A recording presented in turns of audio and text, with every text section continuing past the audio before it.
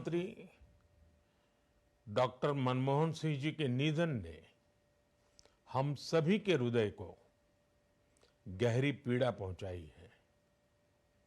उनका जाना एक राष्ट्र के रूप में भी हमारे लिए बहुत बड़ी क्षति है। विभाजन के उस दौर में बहुत कुछ खोकर भारत आना और यहाँ जीवन के हर क्षेत्र में उपलब्धियां हासिल करना ये सामान्य बात नहीं है। अभावों और संघर्षों से ऊपर उठकर कैसे ऊंचाइयों को हासिल किया जा सकता है, उनका जीवन ये सीख भावी पीढ़ी को देता रहेगा। एक नेक इंसान के रूप में, एक विद्वान अर्थशास्त्री के रूप में और रिफॉर्म्स के प्रति समर्पित लीडर के रूप में उन्हें हमेशा याद किया जाएगा। एक अर्थशास्त्री के रूप में उन्होंने अलग अलग स्तर पर भारत सरकार में अनेक सेवाएं दी। एक चुनौतीपूर्ण समय में उन्होंने रिजर्व बैंक के गवर्नर की भूमिका निभाई। पूर्व प्रधानमंत्री भारत रत्न श्री पीवी नरसिम्हा राव जी की सरकार के वित्त मंत्री रहते हुए उन्होंने वित्तीय संकट से घिरे देश को एक नई अर्थव्यवस्था के मार्ग पर प्रशस्त किया। प्रधानमंत्री के रूप में देश के विकास में और प्रगति में उनके योगदान को हमेशा याद किया जाएगा।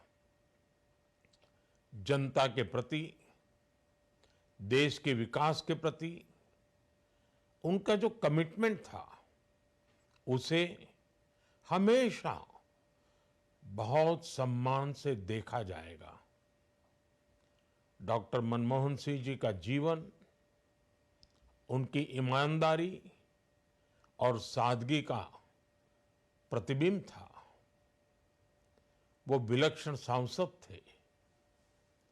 उनकी विनम्रता, सौम्यता और उनकी बौद्धिकता उनके संसदीय जीवन की पहचान बनी।